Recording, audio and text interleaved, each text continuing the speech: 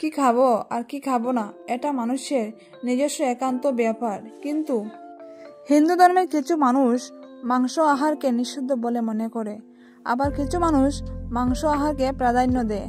আজও অনেক জায়গায় দেখা যায় একজন মাংস আহারকারী ব্যক্তি আর একজন নিরামিষ আহারকারী ব্যক্তিকে ঘাস পাতা খাওয়া ব্যক্তি বলে থাকেন, আবার অন্যদিকে একজন নিরামিষকারী ব্যক্তি একজন আমিষকারী ব্যক্তিকে পশুদের উপর অত্যাচারী ব্যক্তি বলে ঘোষণা করেন।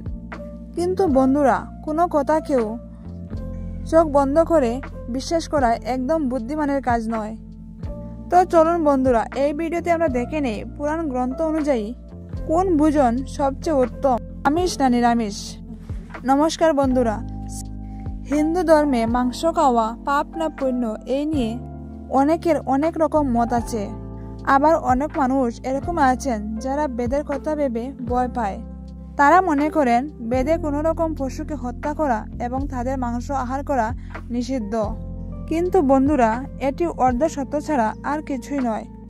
বেদ এবং পুরাণ হিন্দু ধর্মের মুখ্য ধর্মগ্রন্থ। বেদের সার উপনিষদ এবং উপনিষদের সার ভাগবত গীতা। বেদে পশু হত্যাকে পাপ বলে মানা হয়েছে, এমনকি সেখানে মাংস আহার স্পষ্ট নিষিদ্ধ বলে ঘোষণা করা হয়েছে। শুধু এমনটাই নয়, যজুর্বেদে বলা হয়েছে পরমাত্মার তৈরি সমস্ত রচনাকে আমাদের আত্মার সমতুল্য বলে গ্রহণ করা উচিত। অর্থাৎ মানুষ যেমন সবসময় নিজের ভালো চায়, সেইভাবে অন্যদেরকেও তার ভালো রাখা উচিত। ঠিক এইভাবেই অথর্ববেদে বলা হয়েছে যে হে মানুষ, তোমরা চাল ডাল গম খাদ্যরূপে গ্রহণ করো, এটাই তোমাদের জন্য উত্তম। তোমরা কখনোই মানুষ এবং অন্যান্য প্রাণীদের সঙ্গে হিংসা করো না। আবার ঋগ্বেদে বলা হয়েছে যে গোমাতা আমাদের জগতের মাতা এবং সেই মায়ের রক্ষা করাই আমাদের কর্তব্য। তাহলে জগতের উন্নতি হবে। মানুষের তার চারপাশের পশুদের রক্ষা করা উচিত। গীতায় মাংস খাওয়া উচিত না অনুচিত এর পরিবর্তে আহারকে 3টি ভাগে ভাগ করা হয়েছে: সত্য, রজ এবং তম। গীতা অনুসারে অন্ন থেকে আমাদের মনে বিচার আসে। যে মানুষ স্বাভাবিক আহার করেন তার মনে চিন্তাধারাও স্বাভাবিক হয়। মাংস আহার এবং মদ্যপান করাকে তামসিক ভোজন বলা হয়। এই ধরনের খাবার খাওয়ায় লোক সাধারণত কুকর্ম ও লোভী এবং অলস প্রকৃতির হয়ে থাকে। গীতা অনুসারে সাত্ত্বিক আহার আয়ু বৃদ্ধি করে এবং মনকে শুদ্ধি করে এবং শরীরের তৃপ্তি প্রদান করে। যখন এই সাত্ত্বিক খাবারগুলি অত্যাধিক তেল মশলা দিয়ে রান্না করা হয়, তখন সেটি একটি রাজকীয় খাবার হয়ে যায়, আর সেই রাজকীয় খাবারেই পরবর্তীকালে রোগের সৃষ্টি করে। ঠিক এইভাবেই গরুড় পুরাণে ও শ্রীকৃষ্ণের সঙ্গে সম্পর্কিত একটি ঘটনার বর্ণনা দেওয়া আছে। গরুড় পুরাণের এই কথা অনুসারে ছোটবেলায় একদিন ভগবান শ্রীকৃষ্ণ গঙ্গা নদীর তীরে একটি গাছের নিচে বসে বাঁশি বাজাচ্ছিলেন। ঠিক ওই সময় একটি হরিণ দৌড়ে তার কাছে আসে এবং তার পেছনে লুকিয়ে বসে। হরিণটি খুবই ভয় পেয়েছিল। তখন শ্রীকৃষ্ণ তার মাথায় হাত বুলিয়ে তাকে শান্ত করলেন এবং জিজ্ঞাসা করলেন, তুমি কেন এত ভয় পাচ্ছ? তখনই একজন শিকারী সেখানে এসে পৌঁছালেন এবং বললেন, এটি আমার শিকার, দয়া করে আপনি এটিকে আমার কাছে দিয়ে দিন। তখন শ্রীকৃষ্ণ গাছের নিচ থেকে উঠে পড়লেন এবং বললেন, প্রত্যেক প্রাণীরই উপর সবার প্রথমে তার নিজের অধিকার থাকে, অন্য কারোর অধিকার থাকে না। এই শুনে শিকারী রেগে গেলেন এবং তিনি রাগান্বিত সুরে, এটি আমার শিকার, আমি একে রান্না করে খাবো, তুমি আমাকে জ্ঞান দিও না।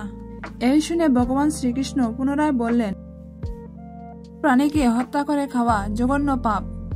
তুমি কি সেই পাপের ভাগীদার হতে চাও? তুমি কি জানো না যে মাংস আহার একটি পাপ? তখন শিকারী বলল, আমি তোমার মতো এত জ্ঞানী নয়। আমি কি করে জানবো যে মাংস আহার পুণ্য না পাপ? আমি শুধু এটা জানি যে আমি যদি শিকার না করি তাহলে আমার খাবার জুটবে না। আমি এই হরিণকে জীব বন্ধন থেকে মুক্ত করে পুণ্যই তো কামাচ্ছি। তাহলে কেন তুমি এই পুণ্য কাজ থেকে আমাকে বঞ্চিত করছো? যতদূর আমি শুনেছি, জীব হত্যা তো শাস্ত্রতে উচিত বলে বলা হয়েছে। রাজারা কত শিকার করে, তাহলে এই কথাটি শুধু কেন আমার ক্ষেত্রে প্রযোজ্য? এইরকম একটি যুক্তি দিয়ে শিকারী শ্রীকৃষ্ণকে বলল, তাহলে তুমিই বলো মাংস আহার কি পাপ না পুণ্য? শিকারীর মুখ থেকে এরকম কথা শুনে ভগবান শ্রীকৃষ্ণ বুঝে গেলেন যে মাংস খেতে খেতে তার বুদ্ধি লোপ পেয়েছে, তাই জন্য সে এরকম যুক্তিহীন কথা বলছে। এরপর ভগবান শ্রীকৃষ্ণ সেই শিকারীকে বললেন, আচ্ছা শুনো, আমি তোমাকে একটি কাহিনী বলছি, যেটা শোনার পর তুমি নিজেই বিচার করবে যে মাংস আহার কি পুণ্য নাকি পাপ। শিকারী মনে মনে ভাবল যে এই কথাটি আমি বরং শুনেই নেই, এতে আমার মনোরঞ্জন হয়ে যাবে এবং তারপর এই হরিণের মাংস আমি পেয়ে যাব। তারপর শ্রীকৃষ্ণ তার কাহিনী বলা শুরু করলেন। একসময় মগধে খাদ্যের সংকট দেখা দেয়। প্রাকৃতিক দুর্যোগের কারণে ফসল উৎপাদন বন্ধ হয়ে যায়। রাজা চিন্তায় পড়ে গেলেন যে যদি এই সমস্যার শীঘ্রই সমাধান করা না যায় তাহলে সংরক্ষিত খাবার দাবারও ধীরে ধীরে শূন্য হয়ে যাবে। এরপর খাদ্যের সংকট আরও বেড়ে যাবে। এই সমস্যার সমাধানের জন্য মগধের রাজা একদিন সমস্ত মন্ত্রীদের তার রাজসভায় আসতে বললেন এবং সবাইকে একে একে প্রশ্ন করতে লাগলেন যে এই খাদ্য সংকটকে দূর করার জন্য সব থেকে সহজ উপায় কি হবে। এই কথা শুনে সমস্ত মন্ত্রীগণ চিন্তা করতে লাগলেন। ধান, গম প্রভৃতি উৎপাদনের জন্য প্রচুর সময় ও পরিশ্রম লাগে। এইভাবে তো কোনো পদক্ষেপ নেওয়া সহজ হবে না। মন্ত্রীদের মধ্যে একজন শিকার করতে খুব ভালোবাসতেন। তিনি উঠে দাঁড়িয়ে রাজাকে বললেন যে মহারাজ, আমার মনে হয় সব থেকে সস্তা খাবার হলো মাংস। এর জন্য পয়সা খরচ করতে হবে না এবং খাবারটিও খুব পুষ্টিকর হয়। তার কথা শুনে সমস্ত মন্ত্রী সামন্ত সায় দিলেন, কিন্তু মগধের প্রধানমন্ত্রী তখনও চুপ ছিলেন। এরপর রাজা প্রধানমন্ত্রীকে বললেন, আপনি কেন চুপ করে আছেন? আপনি এই বিষয়ে কিছু বলুন। তখন প্রধানমন্ত্রী বললেন যে আমি এই কথা মানি না যে মাংস সব থেকে সস্তা খাবার। তাও এই বিষয়ে বিস্তারিত কথা আমি আপনাকে কাল বলবো। ওই দিন রাত্রে প্রধানমন্ত্রী সেই ব্যক্তিটির বাড়ি গেলেন যিনি বলেছিলেন মাংস সব থেকে সস্তা খাবার। এত রাত্রে প্রধানমন্ত্রীকে দেখে সেই সামন্ত ঘাবড়ে গেলেন। কোনো অনিষ্ট হবার ভয়ে তিনি কাঁপতে লাগলেন। প্রধানমন্ত্রী তাকে শান্ত করে বললেন, আমাদের মহারাজ সন্ধ্যাবেলায় অসুস্থ হয়ে পড়েছেন। তার অবস্থা খুবই আশঙ্কাজনক। কবিরাজ মশাই বলেছেন কোনো শক্তিশালী দেহে কিছু মাংস পাওয়া যেত তাহলে মহারাজ সুস্থ হয়ে যেতেন। আপনি মহারাজের একজন কাছের মানুষ, আপনি যা মূল্য চাইবেন আপনাকে তাই দেওয়া হবে। আপনি যদি বলেন এই কাজের জন্য আপনাকে আমি 1 লক্ষ স্বর্ণ মুদ্রা দিতেও প্রস্তুত। এছাড়াও একটি বড় বাড়ি আপনার নামে করে দেওয়া হবে। আপনি শুধু একবার হ্যাঁ বলুন, আমি ধারালো কোনো অস্ত্র দিয়ে আপনার বুক থেকে কিছু শক্ত মাংস তুলে নেব। এই কথাগুলো শোনা মাত্রই সেই সামন্তের সারা শরীর বয়ে ফ্যাকাশে হয়ে গেল। তিনি ভাবলেন যদি জীবনই না থাকে তাহলে 1 লক্ষ স্বর্ণ মুদ্রা ও একটি বাড়ি নিয়ে তিনি কি করবেন। তিনি তাড়াতাড়ি ঘরের মধ্যে গেলেন। তার সিন্ধুক থেকে 1 লক্ষ স্বর্ণ মুদ্রা নিয়ে এসে মন্ত্রীকে দিয়ে বললেন এবং তার পায়ে পড়ে কাঁদতে কাঁদতে বললেন, মহাশয়, আপনার এই 1 লক্ষের সাথে আমি 1 লক্ষ স্বর্ণ মুদ্রা দিলাম। এই 2 লক্ষ স্বর্ণ মুদ্রা দিয়ে আপনি অন্য কারোর দেহের মাংস নিয়ে যান, কিন্তু আমাকে ছেড়ে দিন। আমি আপনার পায়ে পড়ছি, যেন এই কথা আমি আর আপনি ছাড়া কেউ জানতে না পারে।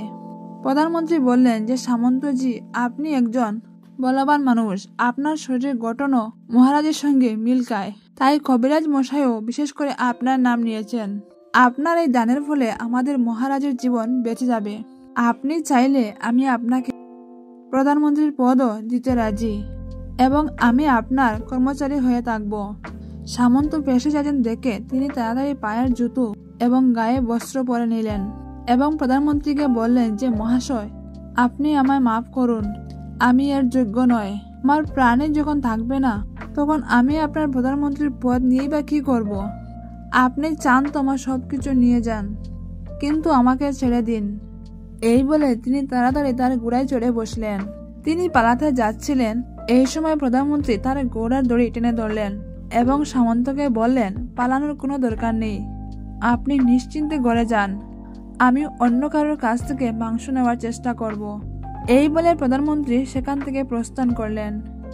এইভাবে প্রধানমন্ত্রী সেই মুদ্রাগুলো নিয়ে একে একে সমস্ত মন্ত্রী ও সামন্তদের বাড়িতে গেলেন এবং তাদেরকে বললেন এবং রাজার জন্য কিছু মাংসের ব্যবস্থা করতে চাইলেন।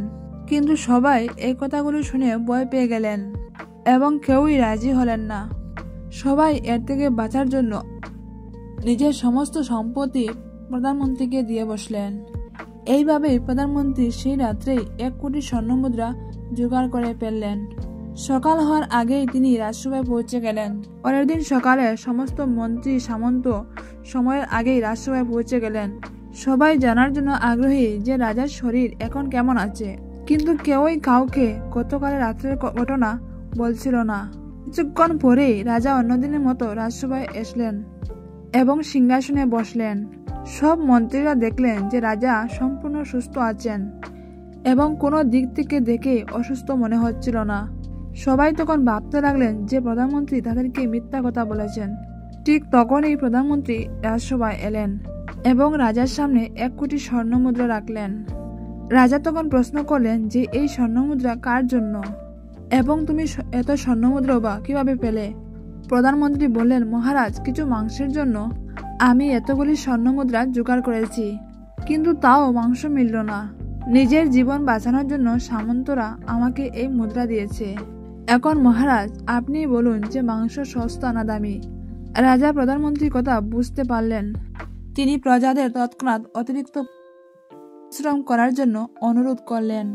তিনি তার রাজকোষে সংরক্ষিত খাবারগুলি শ্রমিকদের দিলেন। তিনি আদেশ দিলেন পুষ্টিকর খাদ্য উৎপাদন করার জন্য। প্রধানমন্ত্রীর জমানো এই 1 কোটি স্বর্ণমুদ্রা উৎপাদনের কাজের জন্য ব্যবহার করা হলো। চাষবাসের হার দ্রুত বৃদ্ধি পেতে লাগলো। কিছু সময় পর আবহাওয়া অনুকূল হলো এবং ফসল আরো ভালো করে বৃদ্ধি পেতে লাগলো এবং খাদ্য সংকটও দূর হয়ে গেল। স্বয়ং ভগবান শ্রীকৃষ্ণের কাছ থেকে এরকম জ্ঞান শুনে শিকারী পরিপূর্ণ হয়ে গেল। সে বুঝতে পারল জীবন নেওয়া মানবতা নয়, জীবন দেওয়া হলো মানবতা।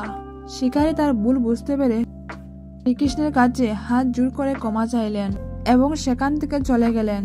সে প্রতিজ্ঞা করল যে সে তার সম্পূর্ণ জীবনে কারো কোনো ক্ষতি করবে না, কোনো জীব হত্যা করবে না। জীবনের এই মূল্যটি ভগবান শ্রীকৃষ্ণ এই কাহিনীর মাধ্যমে আমাদের উপদেশ দিয়েছেন। আমাদের কখনোই এটা বলা উচিত নয় যে এমনভাবে আমাদের নিজেদের জীবন আমাদের কাছে প্রিয়, ওইরকম অন্যান্য প্রাণীরাও তাদের জীবন তাদের কাছে প্রিয়। এই কাহিনীটি জানার পর এটা আপনার উপর নির্ভর করে যে আপনি কোন ধরনের খাবার খেতে চান, আমিষ না নিরামিষ। যদিও বর্তমান বিজ্ঞান এই কথা প্রমাণ করে দিয়েছে আমিষ ভোজনের চেয়ে নিরামিষ ভোজন আমাদের শরীরের জন্য অনেক উপকারী। বৈজ্ঞানিক ভিত্তি অনুসারে নিরামিষ ভোজন যেমন আমাদের শরীরের জন্য উপকারী ও এটি আমাদের শরীরের জন্য রোগ প্রতিরোধের ক্ষমতা বাড়ায় এবং আমাদের আয়ু বৃদ্ধি করে। কিছু কিছু গ্রন্থে মাংস আহারকে সঠিক বলে ঘোষণা করা হয়েছে, কিন্তু এগুলি একটি ভুল ভ্রম ছাড়া এবং ভুল প্রচার ছাড়া আর কিছু নয়। যে প্রাণীগুলোকে হত্যা করে আপনি খাচ্ছেন তাদের তো জীবনে বাঁচার কোনো উপায় থাকে না। বর্বরতা শুধু এটা নয় যেখানে মানুষ হত্যা হয়, বর্বরতা এটাও মানুষ নিজের স্বার্থের জন্য প্রাণী হত্যা করে। যখন আমাদের মতো মানুষদের অন্তিম সময় চলে আসে তখন আমরা অনেক পুণ্য কাজ করার চেষ্টা করি, কিন্তু আমরা এটা ভুলে যাই যখন আমরা আমাদের স্বার্থের জন্য একটি জীবকে মৃত্যুর মুখে ঠেলে দিয়েছিলাম, তখন সেই পাপ শুধু আমাদের এই জন্মে নয় পরের জন্মেও পিছু ছাড়বে না। তো বন্ধুরা, আজকের এই ভিডিওতে আপনারা জানলেন যে আমিষ খাদ্য গ্রহণ পাপ না পুণ্য। আশা করি ভিডিওটি আপনাদের ভালো লেগেছে। ভিডিওটি যদি আপনাদের ভালো লেগে থাকে তাহলে অবশ্যই একটা লাইক করবেন এবং ভিডিওটি শেয়ার করবেন এবং সাবস্ক্রাইব করে আমার পাশে থাকবেন। জয় শ্রীকৃষ্ণ, রাধে রাধে, ধন্যবাদ।